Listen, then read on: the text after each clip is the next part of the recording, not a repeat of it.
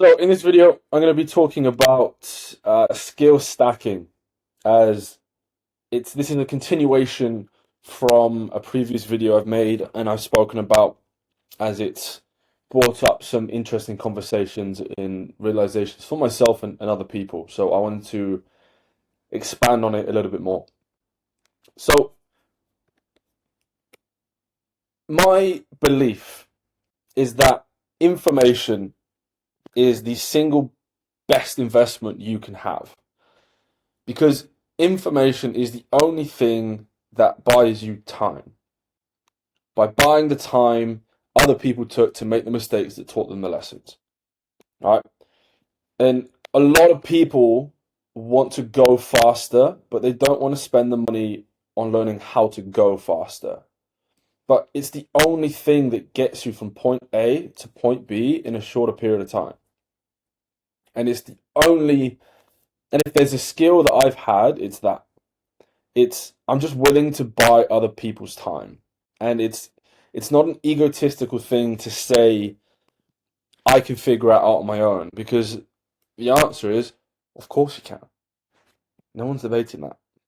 The question is whether you want to spend time or you want to spend money.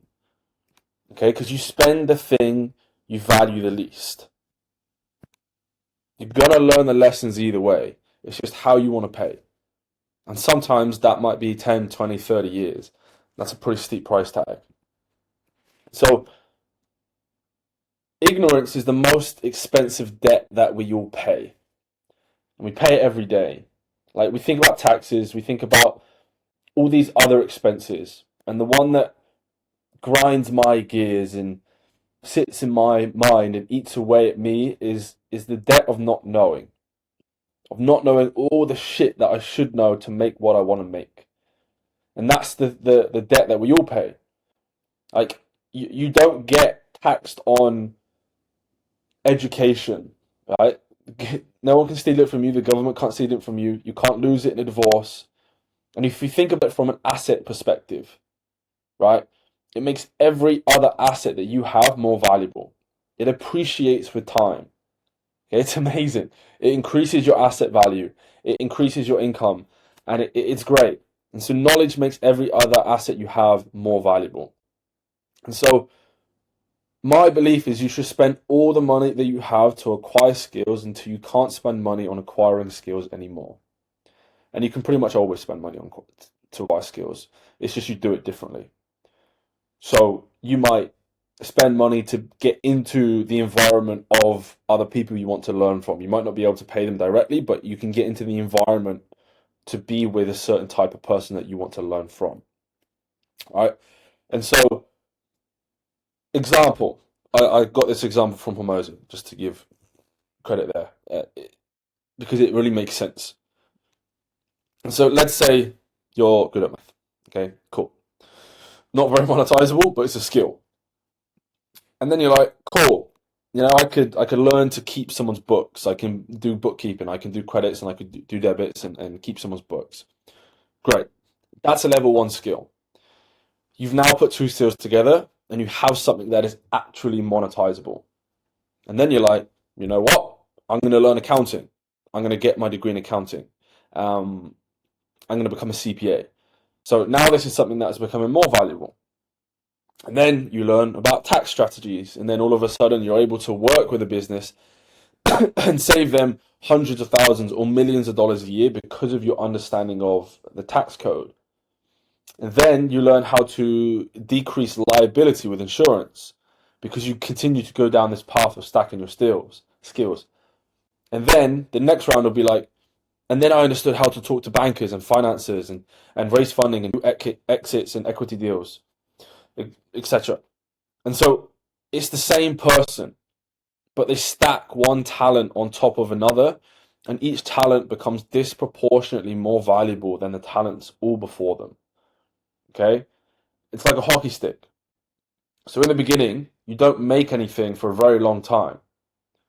And so if you have not been able to increase your income for an extended period of time, which I would define as probably a year, if your income has not had a significant increase in that period of time, it's because you've chosen to not look or to not understand what that next skill that you need to stack on top of your prior skill is. So right now, you're not good enough. Simple, you're not good enough. And if you can accept that and internalize it, which is fucking difficult, and I get why a lot of people don't do it because it's fucking hard. And if you can accept it and internalize it, then you can create actions around the thing that you need to do and do it over and over again. And so a really powerful frame shift that I experienced, like in the entrepreneur world, right? We're very much promoter type people. Okay? And I found myself repeating this phrase to myself in frustration over and over again, and it grinded and it kind of ate away at me for a very long time. And it's like there's no good salespeople. I can't get anyone to sell like I can sell. Because if I was ever trying to teach someone how to sell or bring someone in and try to sell for me, I couldn't do it. But what's the skill that I lack? It's the ability to hire, to find, to recruit, to train, and manage a salesperson. And that's a lot of skills. But that's the essence of what I'm missing. And so the biggest lesson that I took from this situation is that it's a frame shift to that everything is 100% your fault, right? There are self-made millionaires, there are self-made billionaires, but there are also self-made $50,000 a years.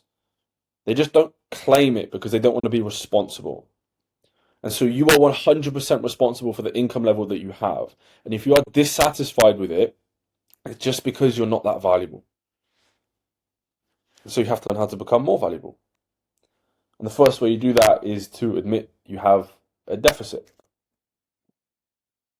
And if you have an ego about it, you'll be incapable of becoming better than you are. And so the people who you see that are really talented and then cap, it's because they can't admit that they are not good or they could be better. And another example is of talent stacking, because the math one is pretty simple because everyone can kind of understand that. Again, the examples here I've taken from the lessons and studying I've done from Hormozi, because it's what makes sense in my mind and it's what I've built my understanding around. So I'm not that smart. So if I can build my understanding around these examples, you probably can as well. So Jay-Z starts his career, like he understood, he had rhythm, right? He was naturally pretty good with beats. And then all of a sudden he learns how to perform. Okay, it's another skill. So he took his sensitivity to music, to rhythm, all of those things, and then he learned how to perform.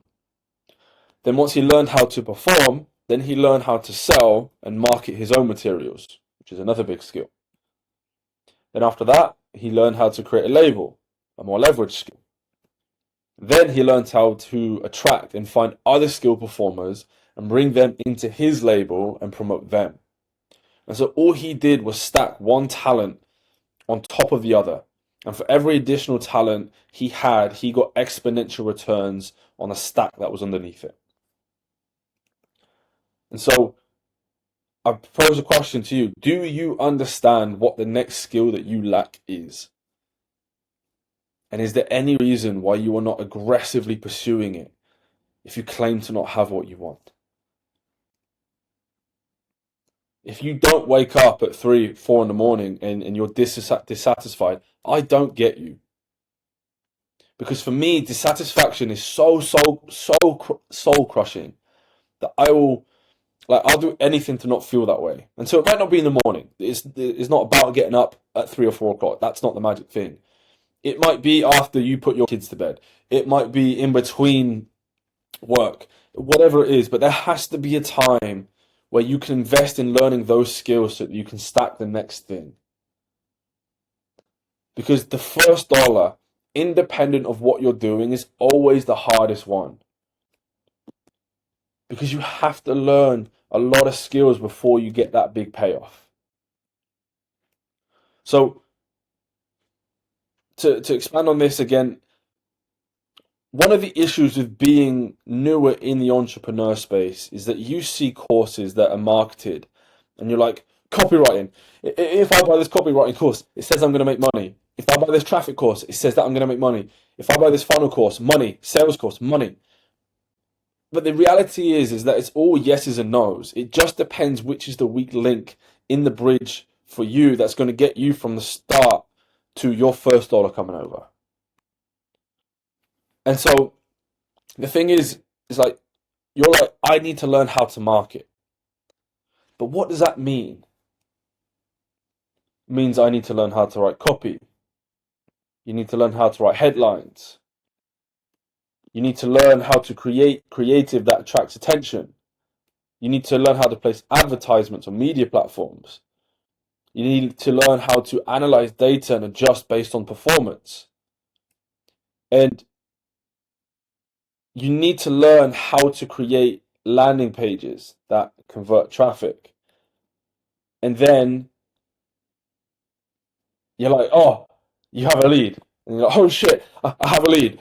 Once I have a lead, I have to know how to get that person nurtured in such a way that they eventually convert. All right. But the point is that do you see how each of these skills, each of these is a skill that you have to acquire.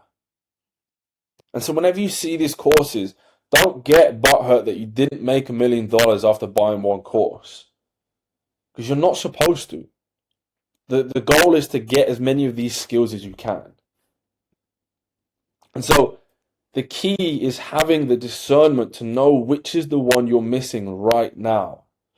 And that's the only thing I'm not sure on how to teach or to give to someone. It's discernment, because it's the only thing that allows you to prioritize. And so the true skill of an entrepreneur is selecting the most impactful areas to focus on and directing your attention there. And so if you see people who are moving faster than you, it just means they have given the resources that they have, they are able to, with discernment, allocate that to the highest skill that would be next in the stack of skills that they need to learn. And there is a person in every one of your spaces who has a talent stack that far surpasses you. And you need to figure out, what you need to figure out is to look at their path, so you can figure out what talents they are able to stack together so that they are able to continue to progress and crush you, so that you can eventually surpass them and crush them. And so the amount of return that you get from learning a new skill goes down with time. Okay? Because the first 20 hours of reading about sales, or your first 20 hours of sales in general, your first 20 consults, you will learn more from zero to then than you ever will from any other period of time with your sales. But despite the fact that you have marginal returns, the absolute incremental return goes up at the end. So an example of this is an Olympic sprinter. So in the beginning, you get much faster as you train. And then as they get better and more advanced, they're trying to shave off 1/10 of a second from their time. And so they put months and years to save 1/10 of a second on their 100 meters. Like right here, at the end, right here. But what's the difference between first and second and third, right? So the absolute return you get on the very small incremental return you get at the very end, that's where all the juice is. Right here. And so when you're just this much better than everyone else at marketing, when you're just this much better at everyone else than sales, and when you're just this much better at everyone else at messaging and strategy, that's when your results go like this. That's when they go up. That's when you get your hockey stick. Okay? And then when we see these overnight successes, it's usually because they stacked 20 skills, and it was on that 21st skill that bridge was finally completed, and then they pop up. And another example I like illustrations, examples, stories. So I'm pretty sure this is a Chinese word. I'm probably going to butcher it, but hopefully not. So there's this idea of this bamboo, right? If you plant a bamboo tree and you keep it underground and you look and you wait a whole season and it doesn't seem like it's growing, the stubborn farmer will go and dig it up and try and plant it again and be like, oh, it must have been a bad seed. And the stubborn farmer goes back a year later. Ah, it must have been a bad seed. Changes the area, changes the sunlight, changes the watering, changes all of these things constantly. But the wise farmer knows that he plants it and it takes 5 years for the sapling to break the ground. And then within the first 3 months, it's 60 feet tall. Because it's spending the whole time digging rather than digging up. So they can have the root system to support the growth, and talent stacking works in the exact same way. So if you are under $100,000 a year in your business, I'm assuming you're self-employed, and you probably don't have anyone else that's working for you. It's probably just you. And so at that point, everything is about promotion. You're going to have to learn how to market, and you're going to have to learn how to sell. And so I highly recommend never outsourcing anything for as long as you possibly can. And one of the most common things I see, and that I've done as well, is don't try and hire a sales guy because you're like, I'm not good at sales. Because then that's always going to be a weak link for you. And you're never going to have a good sales team because you don't have the confidence to be able to look at them in the eye and say, this is wrong, you're not doing it right. And they're going to be like, how do you know? And you're not going to be able to have confidence to look back and have an answer.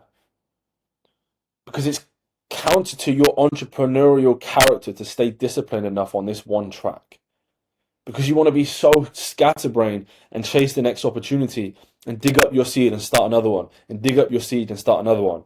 It's like, I'm going to do fitness for a while. Actually, I want to be a marketing agency. Actually, I want to sell a course. Actually, I want to do a webinar. Affiliate marketing sounds cool. Sound familiar? We've all been there. And so if you get so fucking good at any of those things, any one of them, you can get to whatever financial bracket you want. And so the biggest fallacy that you have as an entrepreneur is that you need more things to make more money. When in fact it's the opposite. You do less things to make more money. And so it's the only way you'll make more money is when you do less so that you can get better and dig deeper. Because that's how you know, that's how you're going to get better than everyone else and be better than everyone else. Right?